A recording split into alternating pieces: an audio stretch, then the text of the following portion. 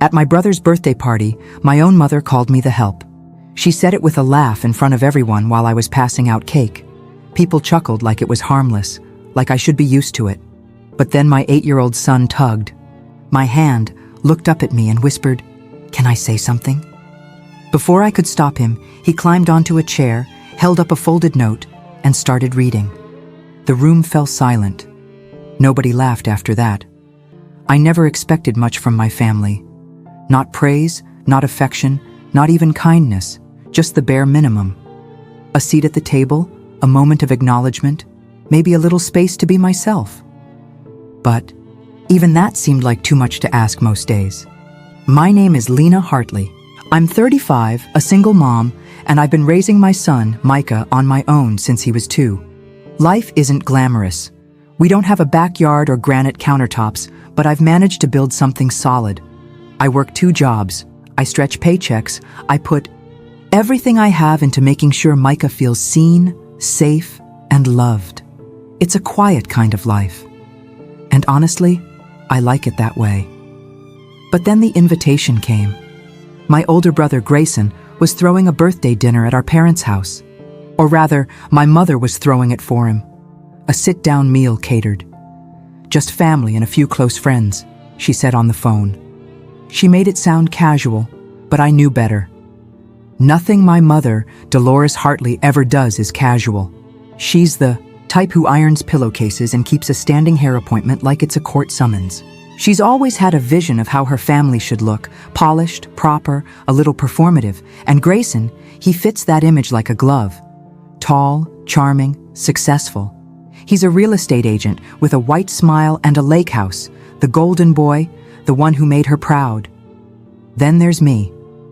Growing up, I was the one cleaning up the kitchen while he got praised for microwaving popcorn. I was the responsible one, the quiet one, the one who didn't need much. But I did. I just stopped asking. Over time, I learned my place in that house. Not the favorite, not even close. Still, when Micah saw the invitation on the fridge and asked, "Are we going to Uncle Grayson's party?" I said, "Yes, not for me, for him." I didn't want my bitterness to become his. He deserves to know his family, even if I have to hold my breath to walk back into it. We arrived a little early that day. Micah wore the button-up shirt I picked out, hair slicked back, smile wide. He always tries to be on his best behavior, around my mother, though he doesn't quite understand why she's so different from the warm women he sees on TV. Dolores opened the door with a tight-lipped smile. Her hug was brief, and I could tell she was already scanning the room for something to fix. "Oh, Lena, perfect timing," she said, handing me a stack of paper napkins. "Can you help with these? The caterers put the wrong ones out, and make sure Micah doesn't run around too much." Grayson invited a few clients. "No." "Hello." "No, I'm glad you're here. Just instructions like I'd shown up for a shift." I glanced at Micah. He looked up at me confused. I forced a smile and said, "Sure, Mom, no problem." The house looked like a magazine spread. Table settings, wine glasses, the smell of roast lamb and rosemary. Grayson was already holding court in the living room, telling some story about a celebrity client. People laughed like he was the most interesting man on earth. He spotted me, waved, and shouted, "Hey sis, you made it." It was the only time he acknowledged me that night. Micah and I sat at the far end of the long table, across from a couple I didn't recognize. No one really spoke to us.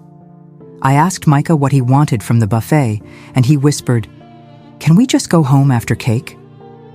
I squeezed his hand under the table and nodded. I could already feel it. Tightness in my chest, the old ache in my stomach. Being in that house was like stepping back into a version of myself I'd outgrown. The quiet girl who didn't speak up, who made herself small, who carried plates while her brother was handed trophies. Still, I kept smiling because I didn't want Micah to see me retreat. I didn't want him to inherit this weight. So I stayed seated, passing the salad, nodding at Dolores's compliments about Grayson's latest business deal. I laughed when the table laughed, even though none of it was funny. I swallowed down that familiar feeling like it was part of the meal. I just had no idea how loud things were about to get. The party should have been winding down.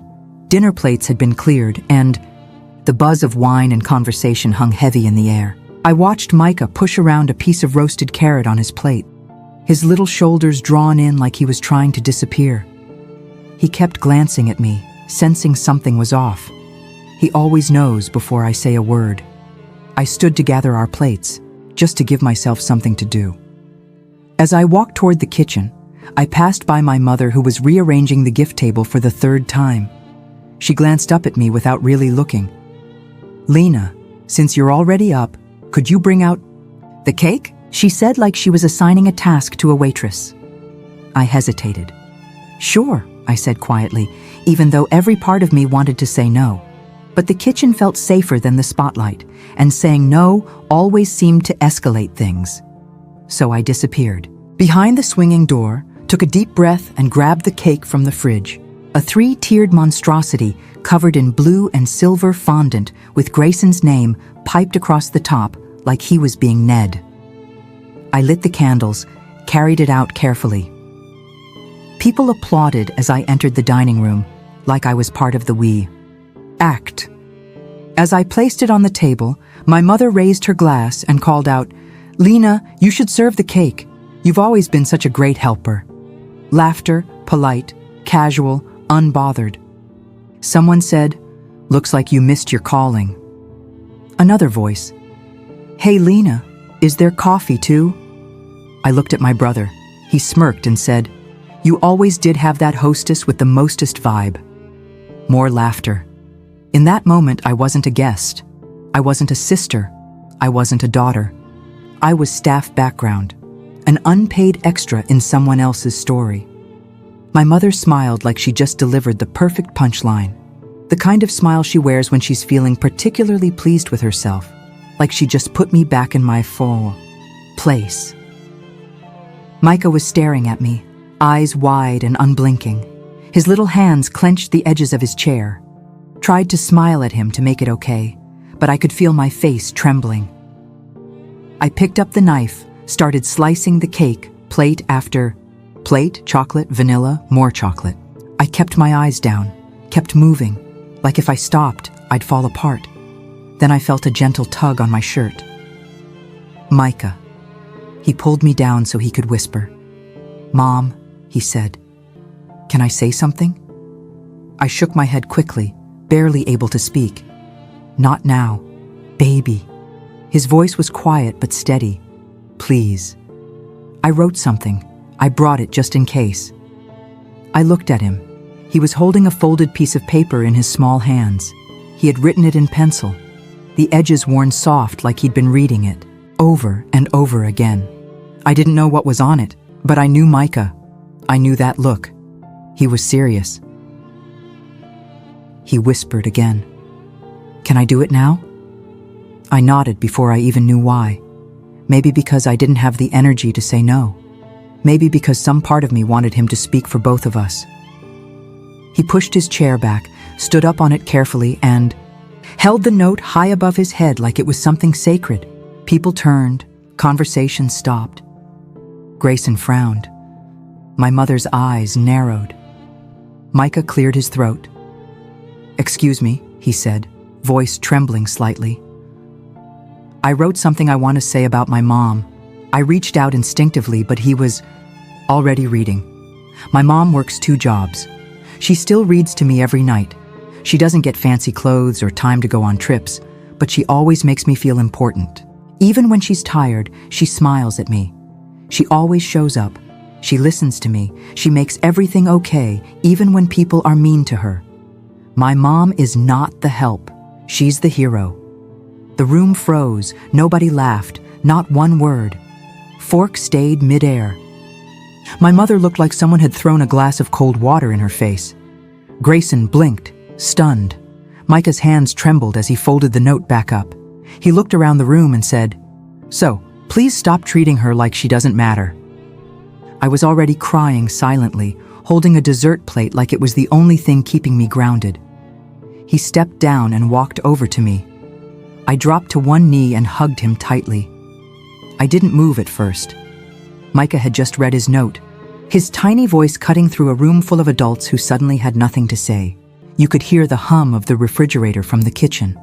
A chair creaked somewhere behind me. That was it. No one knew what to do with the silence he'd created. He climbed down from the chair, walked over, and slid his arms around my waist. I wrapped my arms around him so tightly I could feel his heartbeat against mine. I wanted to disappear into that hug, stay there forever. It was the safest I'd felt all night.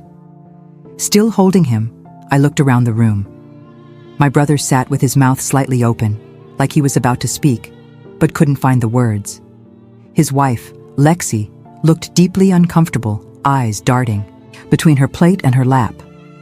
A few guests I didn't even know looked away, pretending to fix their silverware or sip wine that had long gone warm. Someone cleared their throat, and it sounded too loud. My mother was the only one who held eye contact. Dolores Hartley, still seated at the head of the table, arms folded, her lips pressed so tightly they had turned white. Her expression was unreadable, but I recognized the flicker behind her eyes. Embarrassment, maybe even shame. But if I knew her, and I did, it was quickly being replaced by anger. Not at herself for being cruel, but at me for letting this happen. For allowing the silence to break, for giving Micah the space to speak. I could feel her judgment like a spotlight. That's when the decision started to form in me.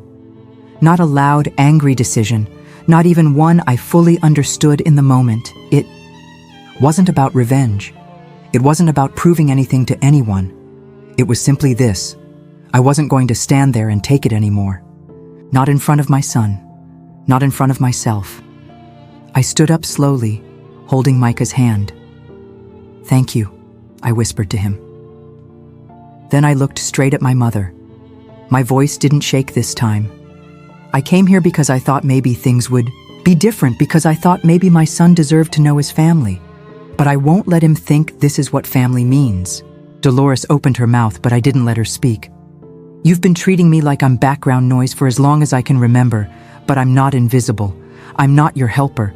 I'm not something to be managed, and I'm definitely not going to let you teach my son that this is how you treat people you're supposed to love."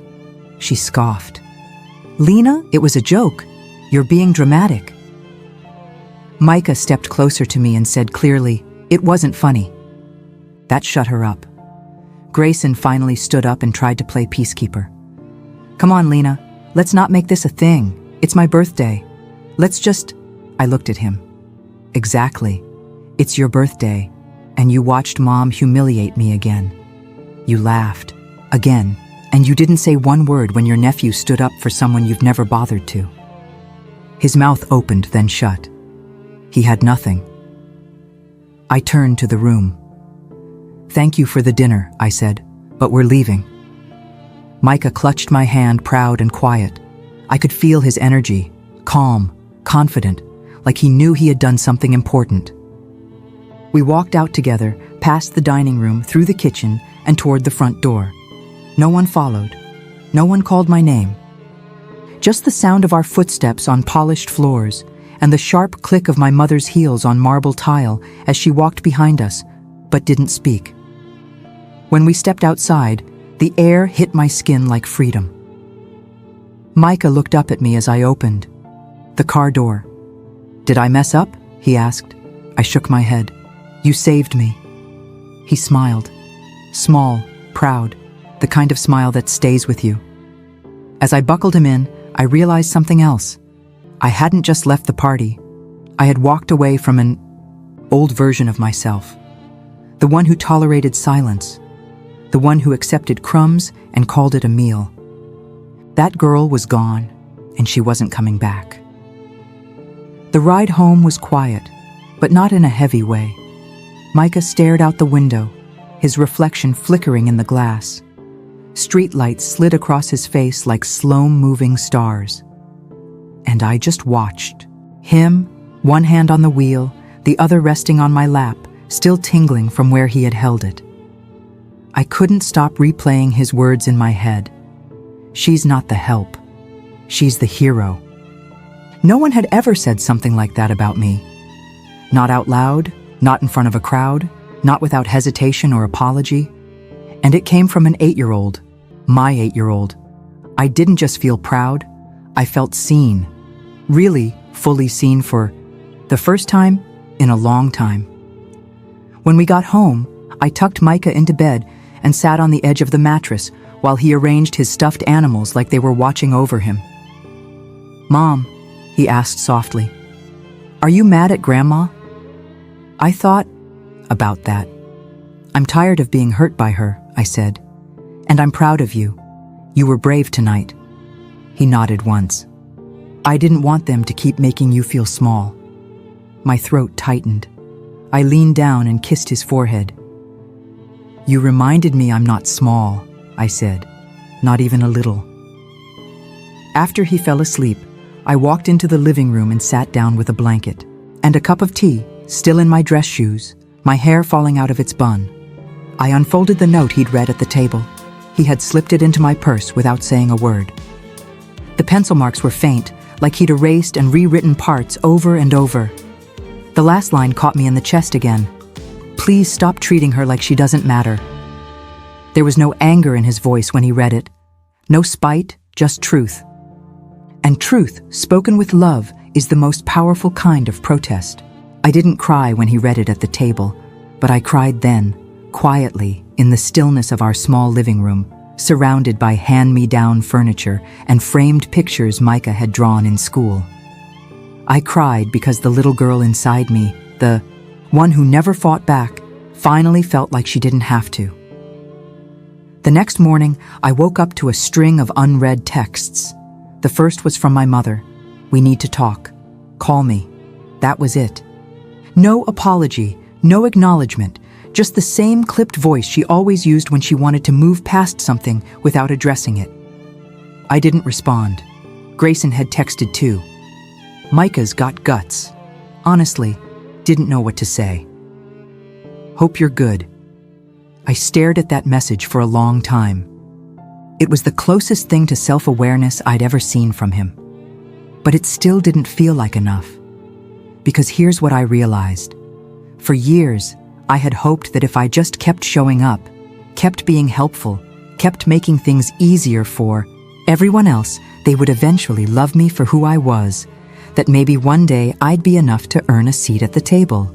Not as an afterthought, not as the help, but as someone who mattered. That day never came until Micah stood on that chair. In a room full of adults, he was the only one brave enough to say the truth out loud. And somehow in doing that, he didn't just defend me. He healed something in me. He reminded me that my worth doesn't depend on how many people clap for me at dinner. It doesn't live in my mother's approval or my brother's attention. My worth is in the way I love, the way I show up, the way I keep going, even when I'm tired, even when I'm overlooked. Micah saw that, and he made sure everyone else did too. I haven't called my mother back yet. Maybe I will, maybe I won't. I haven't decided if I need closure or if I've already gotten it from my son's voice echoing through a room full of people who finally stopped laughing. But this I know. I walked into that party thinking I was powerless. I walked out knowing I had raised a boy who sees me clearly and values me out loud. And there was no greater victory than that. 2 days after the party, I stood in the kitchen staring at the same fridge that had once held the invitation to Grayson's birthday dinner. I hadn't taken it down yet. It was still there, perfectly centered, like it belonged. I stared at it for a moment, then quietly reached up and removed it, folding it once and sliding it into the trash without ceremony. Micah sat at the kitchen table doing math homework. He had his tongue sticking out slightly, the way he always did when concentrating. I watched him for a moment, this small boy who had changed something so big with just a piece of paper and a few brave words. He looked up and smiled. That smile reminded me why I could never go back to the way things were. Later that evening, I opened my journal and slipped the note he'd read at the party between the pages. I didn't want it to sit crumpled in a drawer or lost under papers. It deserved its place. That note wasn't just a defense of me. It was a declaration of the life I had built quietly and without applause, but with so much heart. In the days that followed, more messages came in. One of Grayson's friends, a woman named Meredith, sent me a Facebook message. We'd never spoken more than a polite hello before. I just wanted to say, "Your son is amazing." That moment really hit me. I saw a little bit of myself in what he said. "Thank you for raising a boy who speaks truth with kindness." I stared at that message for a long time. It meant more than she probably knew. Then came another text from my father. Micah reminded me of you when you were little. I should have stood up more back then. I'm sorry. That one made me cry. And then there was my mother, Dolores. She didn't call. She didn't write. She sent one more message a week later. "When you're ready to talk, I'd like to understand what happened better. Maybe I haven't been fair." It wasn't an apology, but it was something. A small crack in a wall that had been there for decades. I didn't reply right away, because here's the truth. I wasn't angry anymore. I was just done. Done trying to earn love that should have been mine freely. Done twisting myself into someone more likable, more palatable, more convenient. I wasn't going to filter myself to fit into a family narrative that only ever centered someone else's success while erasing my survival. Micah had rewritten that story in a single evening. And in doing so, he gave me permission to stop shrinking. I started making small changes. I deleted the family group chat. I unsubscribed from trying to impress people who barely saw me. I stopped explaining my choices. I started asking myself what I actually wanted instead of what would keep the peace. And peace came not from them, but from within.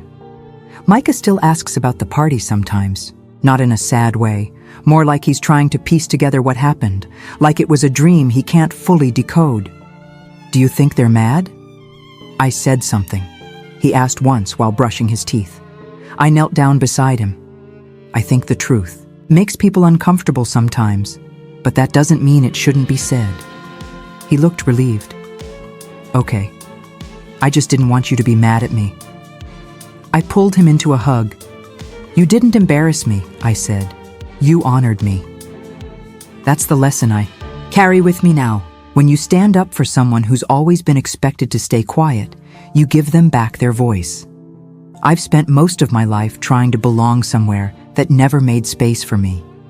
But maybe I was never meant to blend in. Maybe I was meant to build something new with honesty, softness. The boy who believes in his mother more than anything else in the world.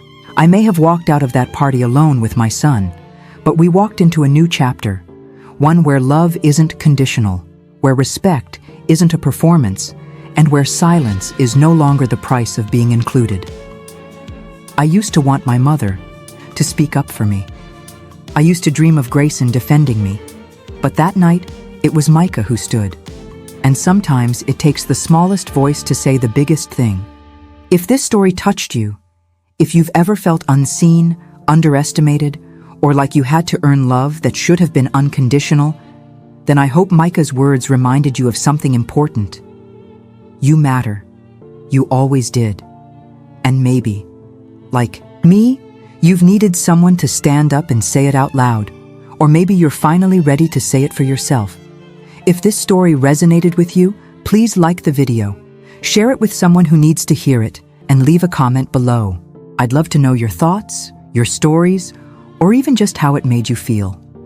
And if you want more true, raw, and healing stories like this, don't forget to subscribe to the channel. Your support helps me keep telling the kind of stories that often go unheard, but never go unfelt. Thanks for being here, truly.